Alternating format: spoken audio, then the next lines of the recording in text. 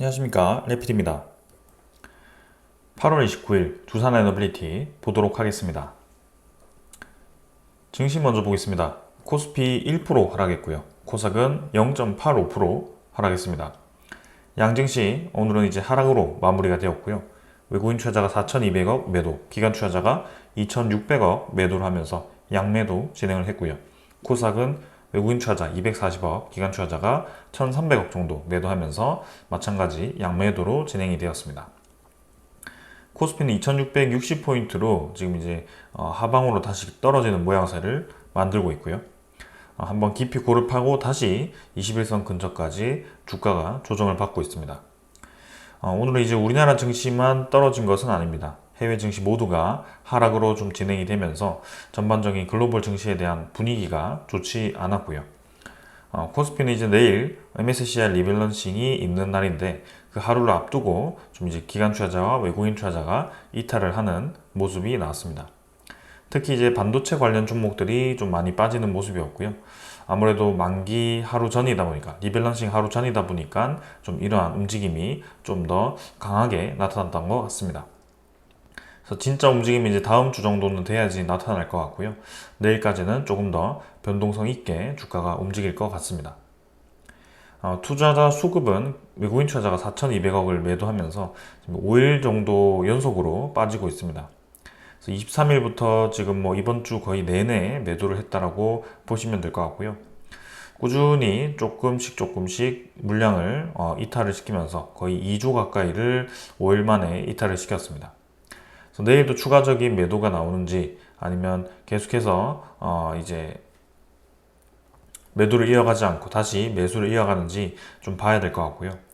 아무래도 이러한 추세를 이어간다라고 한다면 내일도 리밸런싱 당일에도 외국인 투자자가 이탈을 할 가능성도 있어 보입니다.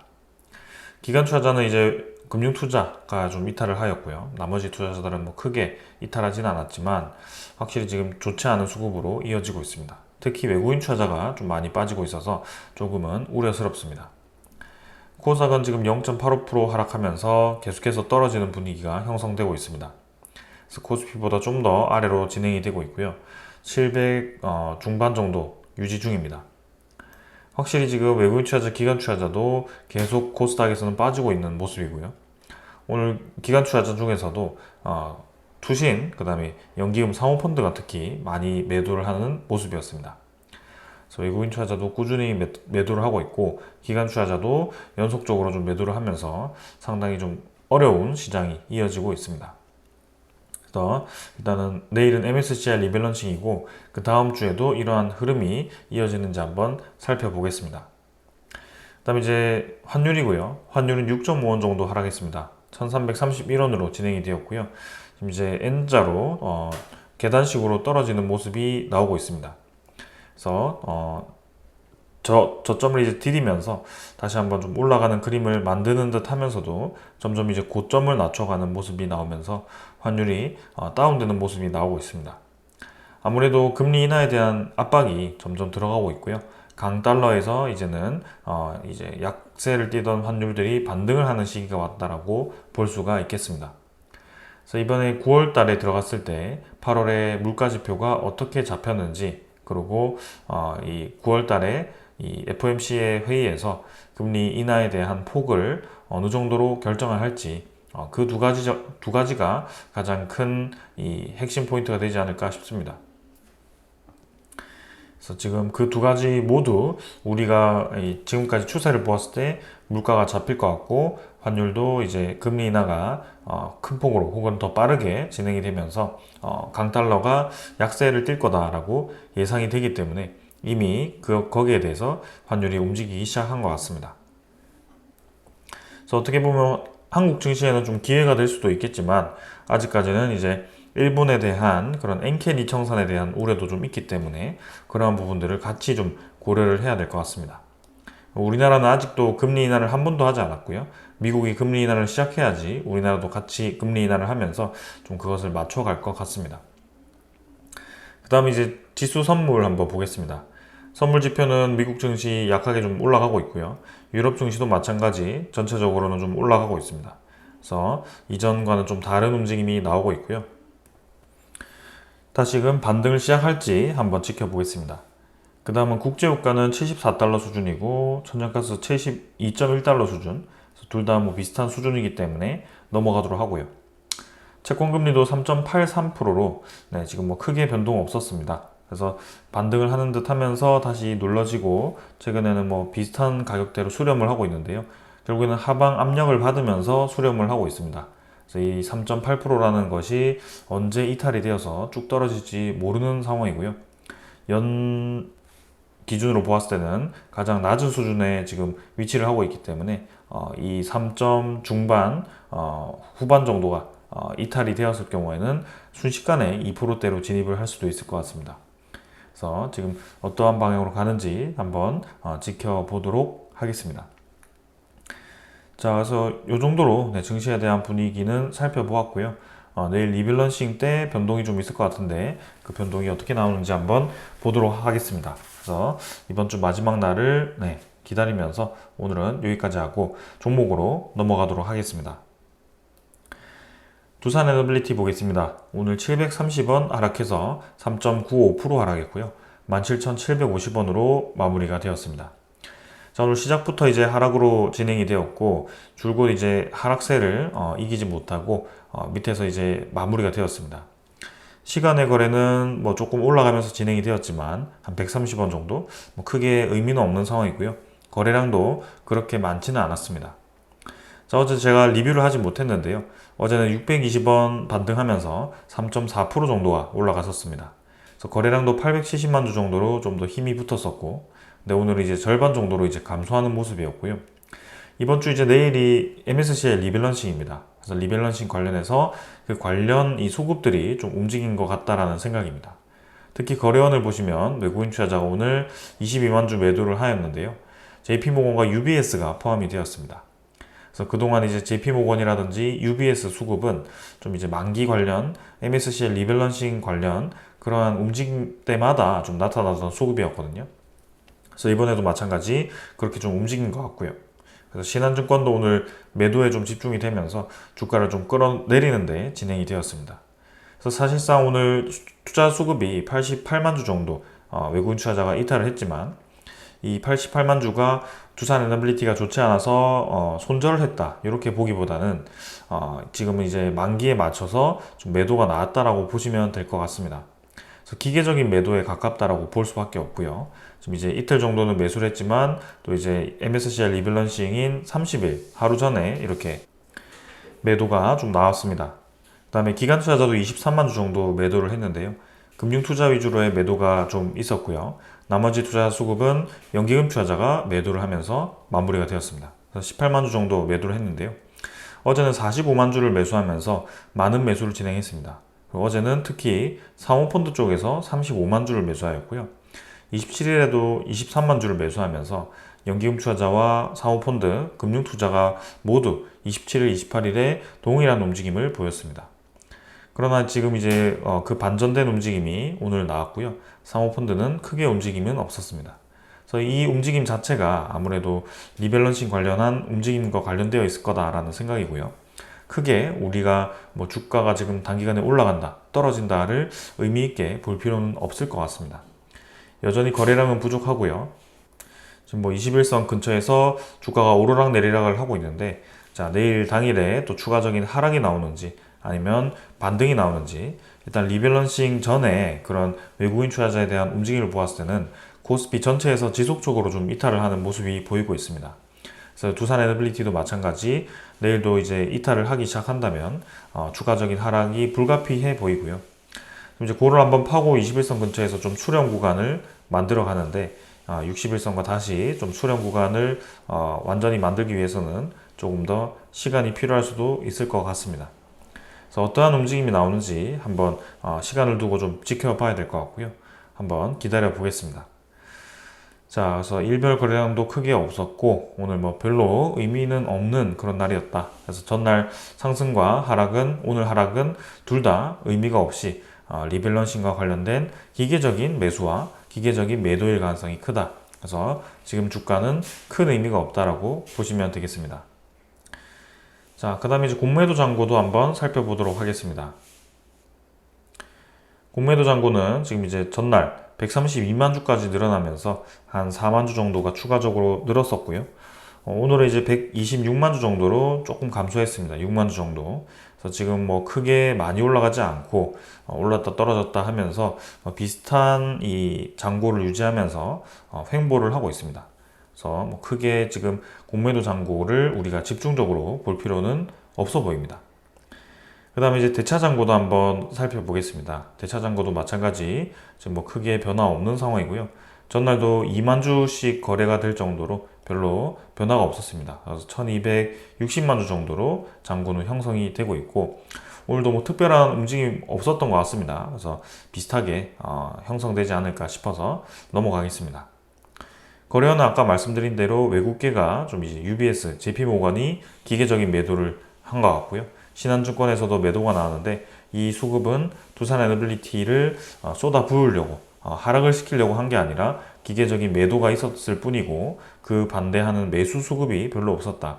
그래서 리밸런싱과 관련해서 내일 움직임이 좀 있을 거고, 만약에 외국인 투자자가 기계적인 매도를 더 쏟아낸다면 코스피와 함께 내일 이제 이 상위 종목들, 그죠? 특히 오늘 반도체 종목들이 많이 내리고 2차 전지가 급 반등을 하는 모습을 보였는데, 그러한 움직임 자체가 만기를 앞두고 뭔가 기계적인 움직임이 나왔다라고 볼 수밖에 없습니다. 두산에너빌리티도 비슷한 일환으로 움직였기 때문에 우리가 뭐 크게 이 수치에 대해서 집중해서 볼 필요는 없는 것 같습니다.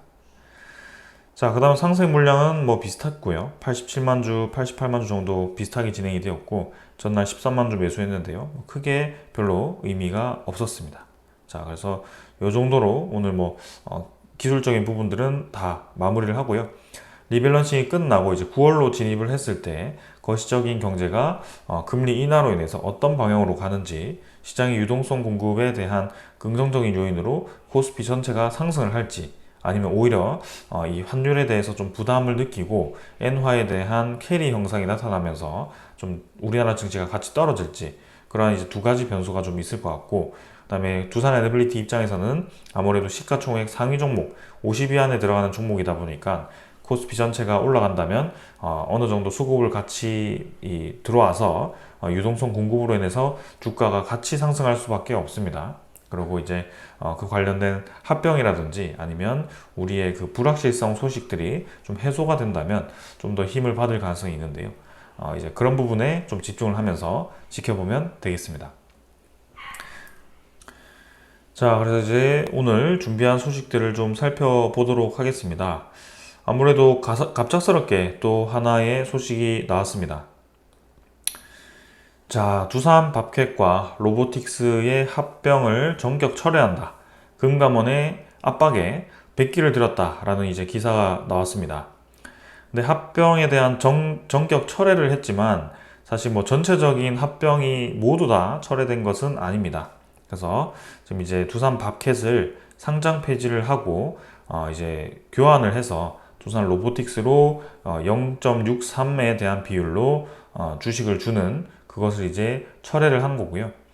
그 두산 밥켓이 상장 폐지되고 로보틱스로 상장되는 것 외에는 모두 다 동일한 방법으로 다시 진행이 될 겁니다. 지금 합병에 대한 철회가 완전히 일어난 게 아니라 부분적으로 그 두산 밥켓에 대해서만 철회가 된 거고, 나머지 부분은 똑같이 진행이 된다.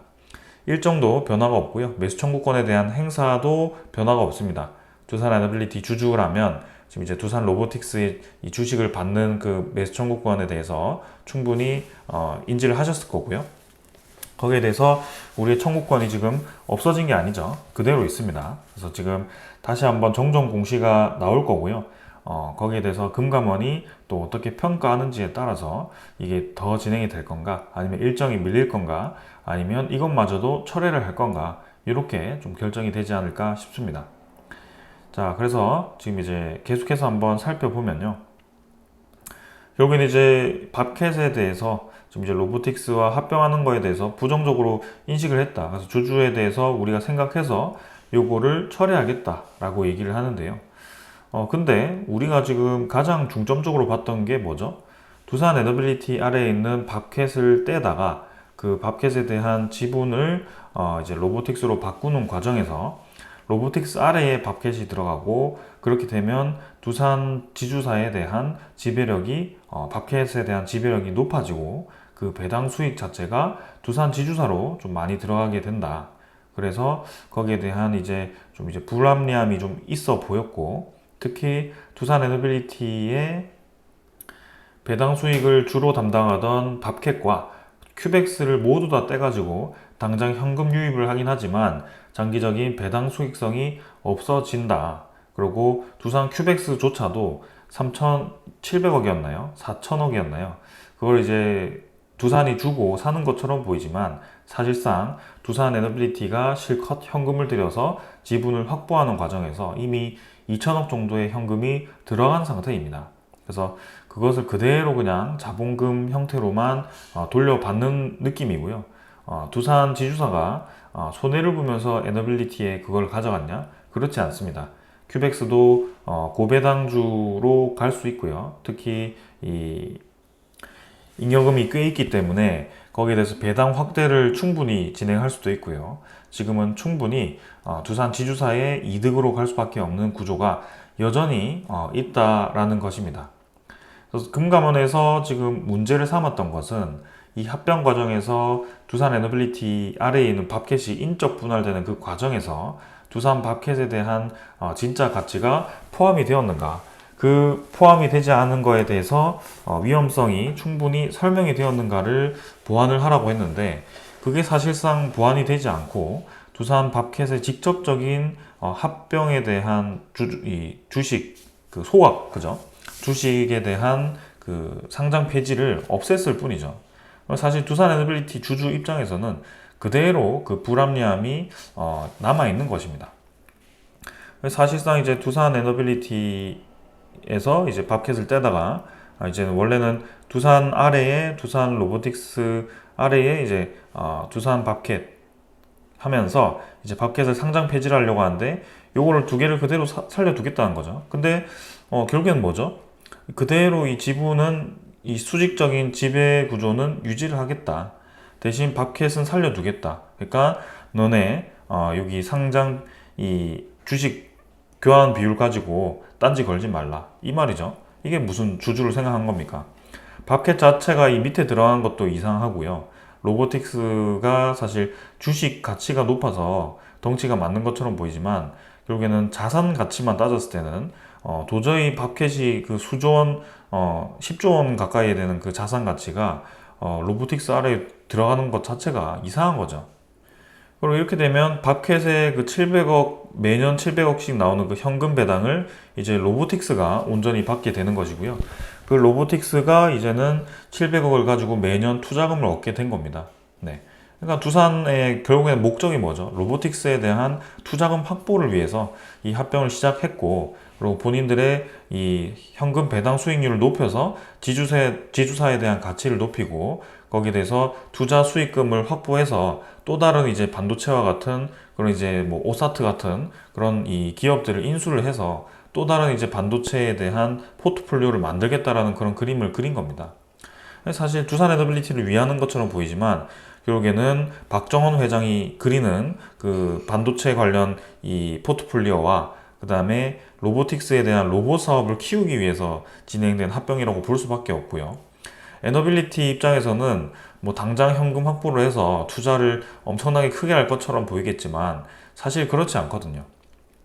투자를 하루아침에 어떻게 1조 가까이를 그렇게 투자를 하겠습니까? 결국에는 부채를 갚는 데 사용을 해서 이자 발생률을, 그죠? 차입금에 대한 이자 발생률을 줄이겠다라고 얘기를 한 건데, 그걸 온전히 다 이자를 갚았을 때 차입금에 대한 이자가 660억이 줄어든다라고 하죠. 근데 사실 두산 밥캣에 대한 700억이 지금 이제 빠지는 상황에서 660억이 줄어봤자 뭐 크게 우리에게 도움되지는 않는 상황이거든요. 대신 이제 차입금에 대한 의존도가 낮아졌다. 그러니까 결국에는 또 차입금을 빌려다가 투자를 할 수 있다. 뭐 이렇게 얘기를 하는 것 같습니다.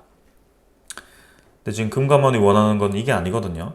결국에는 지금 한번 다시 정정신고서를 보겠지만 또 원칙적으로 이 부분에 대해서 강조를 한 부분들이 있기 때문에 2차 정정 요구 당시에 의사결정 과정 및 내용, 분할 신설 부문의 수익가치 산정 근거를 보완해라.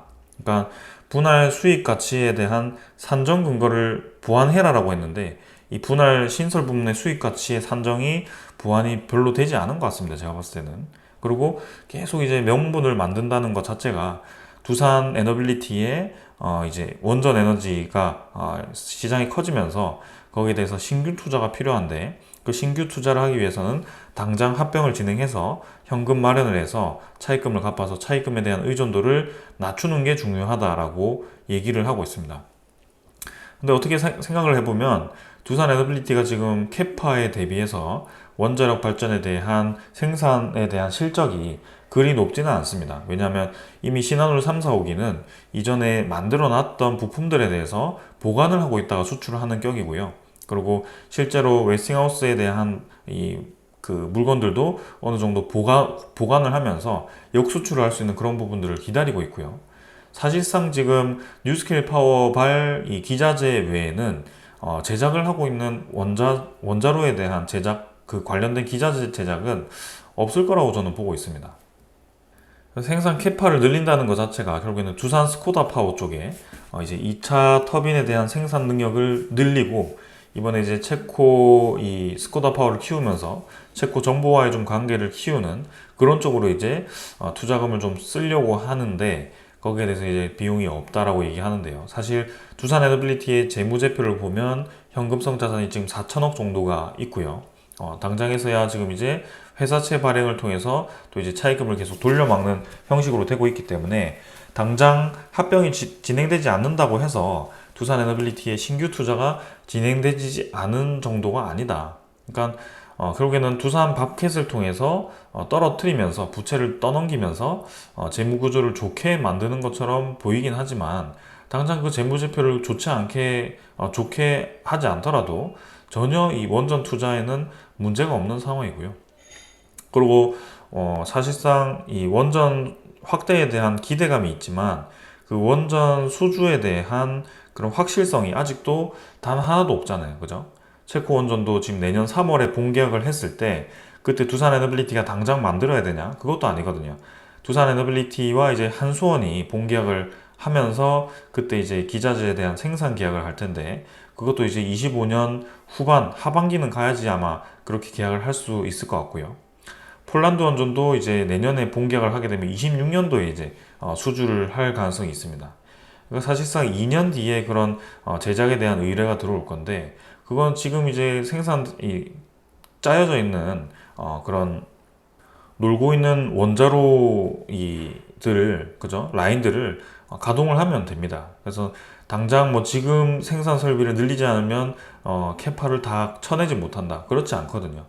그래서 뉴스케일 파워의 SMR이 엄청나게 수주가 많이 된다면 뭐 그렇게 당장 이제 급할지 모르겠지만 지금 이제 그런 소식도 아직 불확실적이죠. 그래서 아직까지도 이 스탠다드 파워라든지 그런 쪽에서 추가적인 소식이 들려오지 않고 있고요. 네. 그런 확실한 소식이 좀 들려와서 뉴스케일 파워가 지금 두산 에너빌리티에 당장 기자재를 맡겨야 된다라고 한다면 이제 SMR로의 이 라인을 수정하고 그죠? 설비를 보완하는 과정에서 돈이 들어간다는 것도 이해를 합니다. 근데 그러한 것들 다 고려를 해서 지금 이제 사실상 투자 비용이 전자공시에 다 들어가 있습니다. 3개년도 그죠? 뭐 1년에 1조씩 투자하는 것도 아니고 2천억씩 이제 투자를 해서 차근차근 이제 투자를 해서 설비를 투자하고 늘리는데 그거를 당장 합병을 통해서 마련을 해야 된다는 것처럼 또 그렇게 논리를 만들어 놨습니다. 결국에는 제가 봤을 때는 지금 이 불합리한 그죠? 합병을 우리가 주주들이 굉장히 싫어하는 이유가 딱 정리를 하면 우리가 실컷 유상증자 2번, 3번 그죠? 참여해가지고 결국에는 이 유상증자가 뭐죠? 주주 배정 유상증자인데 그 주주 배정에는 주요 주주가 두산도 있었고 그 다음에 이 나머지 뭐 연기금도 있었지만 보통 이제 개미 투자자였습니다. 그죠? 개인 투자자였는데 그 개인이 지금 전체 60% 정도를 60%는 아니네요. 외국인 투자자가 20이고 두산이 한 30, 연기금 한 7 정도 빼면은 한 43 정도, 그죠? 43% 정도의 지분을 차지하는 이 개인 투자자가 대부분의 그 유상증자 금액을 만들어줬단 말이죠. 유상증자를 해서 생기는 게 뭐죠? 두산에너빌리티 주식입니다. 두산에너빌리티 주식이 결국에는 지금 잡혀있는 자본금인데요. 그 자본금을 실컷 이제 참여해 놨더니 이제 이거를 없애면서 부채를 떼 나가겠다. 그죠? 결국에는 이렇게 되면 무슨 논리죠? 우리가 실컷 유상증자 참여해가지고 두산에너빌리티는 그 실컷 늘렸던 그 지분을 다시 떼가지고 부채를 떠넘기면서 가져간 게 결국에는 두산 로보틱스로 간다는 겁니다. 우리는 지금 몇 년 동안 유상증자 참여해서 주식을 상장해가지고 로보틱스를 투자하게 된 걸로 바뀌게 되는 거죠. 이게 좀 이상한 구조로 되는 겁니다.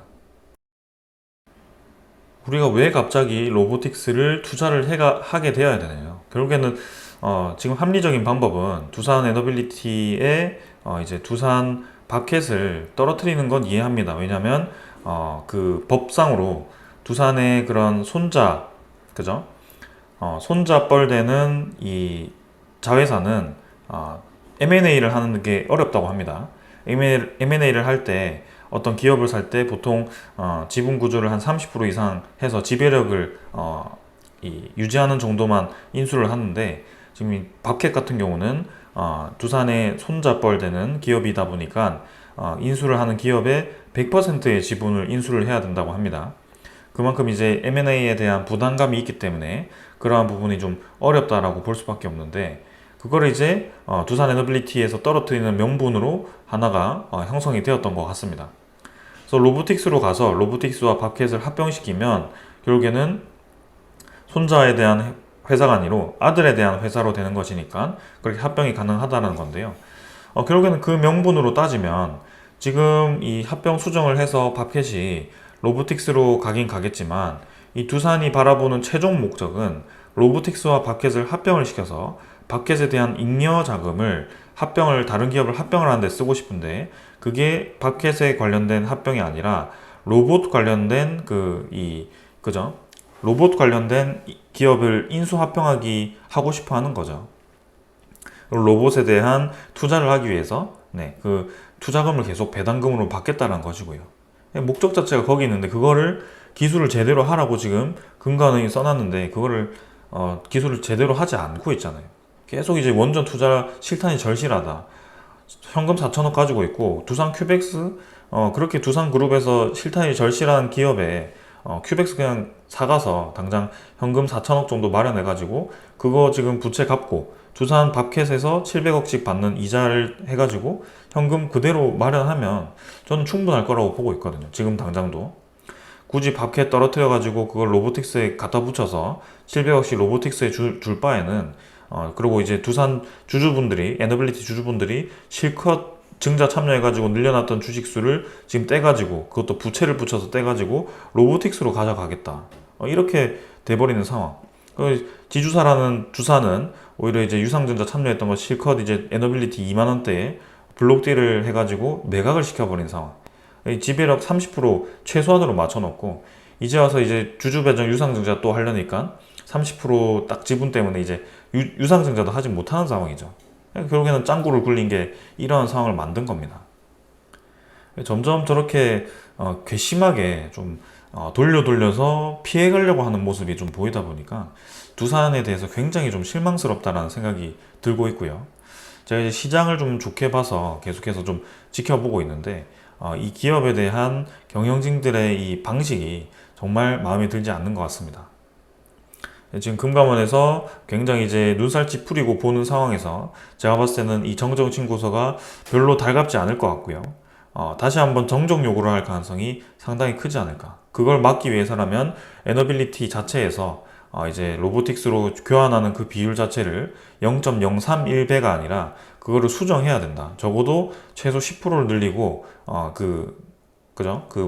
두산에 대한 에너빌리티 가치를 높이고, 그죠? 신설법인에 대한 가치를 높이고, 그다음에 로보틱스에 대한 가치를 낮춰서 각각 10%씩 변동을 줘가지고 합병 비율을 수정을 하거나 좀 그런 식으로 이 주주들에게 보상을 해줘야 된다. 근데 실제로 지금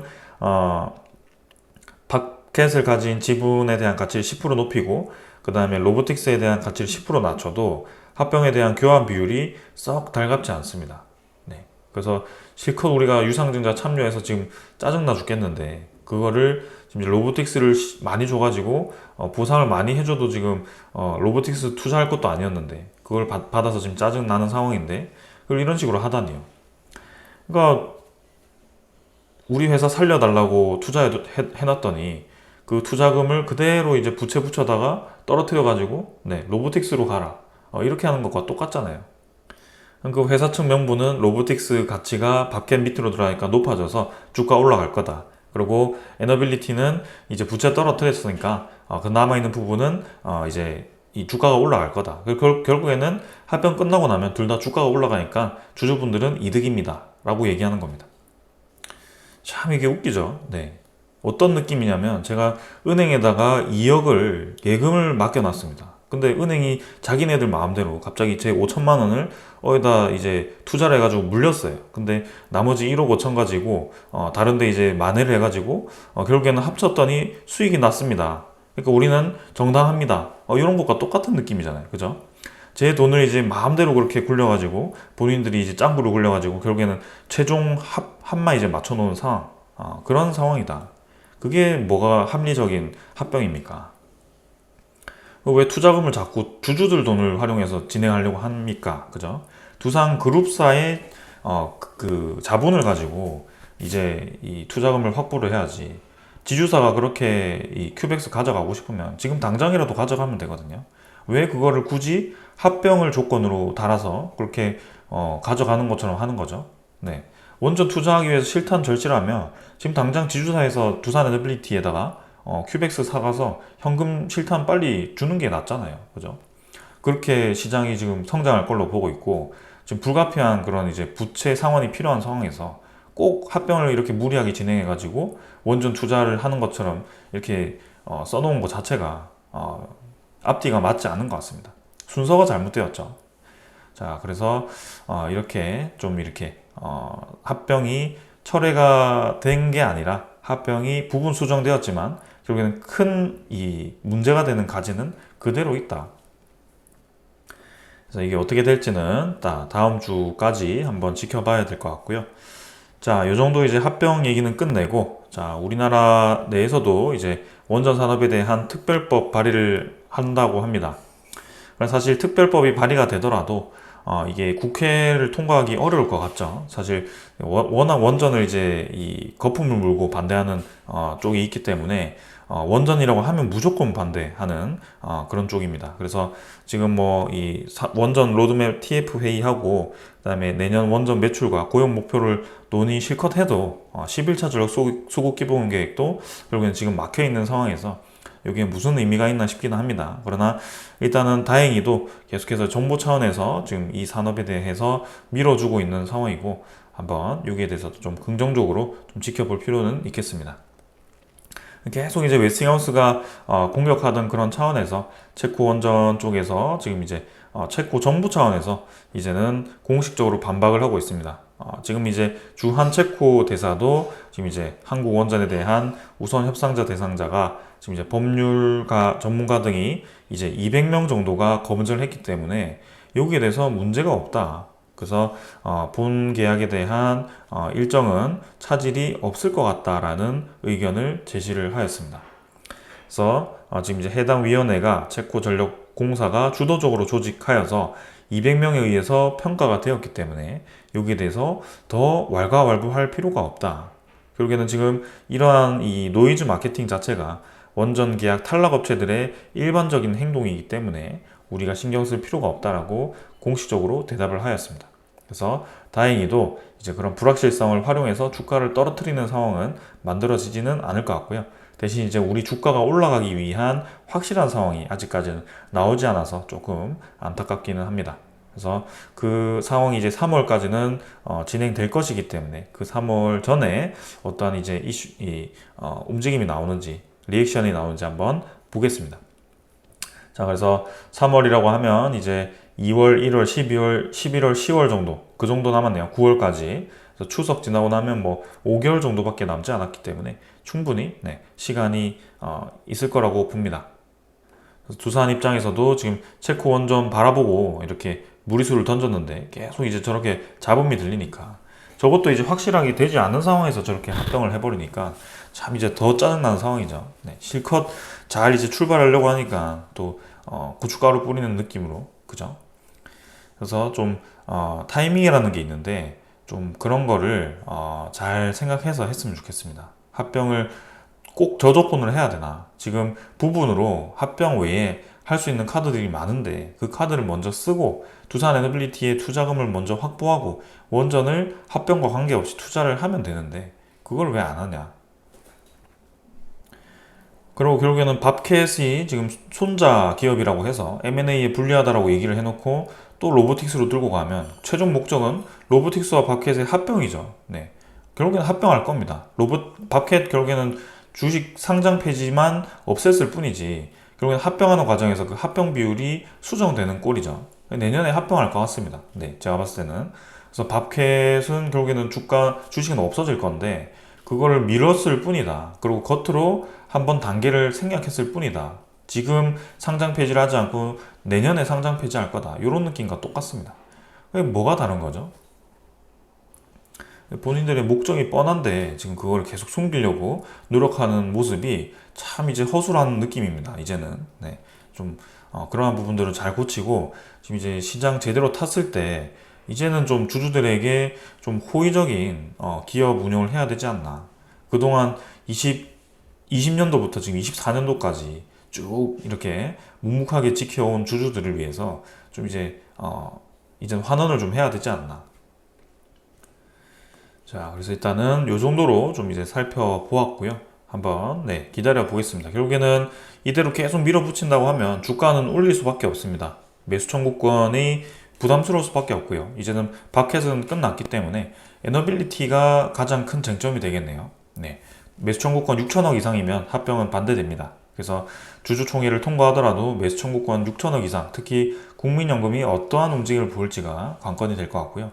그것을 막기 위해서라면 두산 에너빌리티의 주가를 적어도 2만 원 이상은 올려야 될 것 같습니다. 그래도 합병을 반대하기 위해 청구권을 행사하는 분들이 꽤 있을 것 같기도 하고요.